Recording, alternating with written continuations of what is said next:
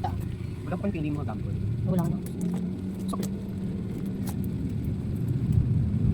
Max na lang po. 5 piso.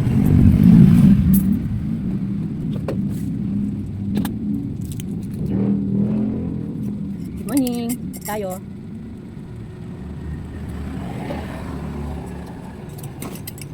Kung hipachoy pala sa mga Chinese, sa mga half Chinese, sa mga kunwari ay Chinese. Ayan.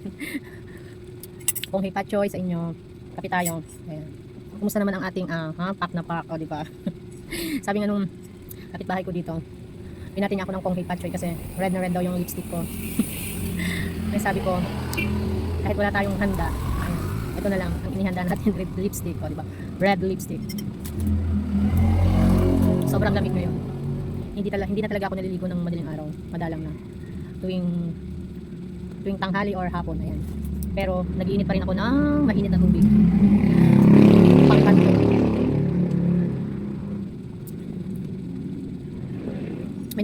May buwan naman na ba ang lahat? Ayan. Paisi-isi ako ng ganito kasi may buwan naman na rin naman ako. Bumili siya ng 3 sigarilyo. Sinabihan ko pa nga siya na bago ko patawa, bawal utang. Alam na niya kung sino yun. Hindi ko na kailangan i-mention yun kasi friend ko naman siya sa Facebook and then kapitbahay ko naman siya.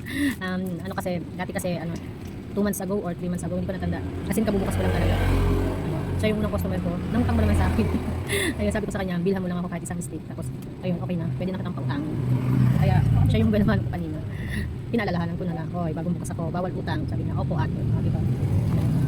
Kasi alam niya na. Siguro meron kasi kita na hindi nakakaya. Kailangan din natin ipaalam sa kanila. Siyempre, once na nagtayo silang sariling tindahan, sariling negosyo, alam nila ang gagawin nila, diba? Hindi yung, kahit wala pang benaman kala, bigay. Diba? Baka maghapong utang. Ayun lang mga kasari, aking senior lang ang aking pagkakape. Kopi ko brown pa rin. Gusto ko sana bumili nung yung ginagamit ni Madam Rose Jam. Yun yung vlogger na tindera. Kaya lang nanghinayang pa ako sa kanan pag-iisipan ko pa. Kasi nakakaano daw yun, nakakapayat.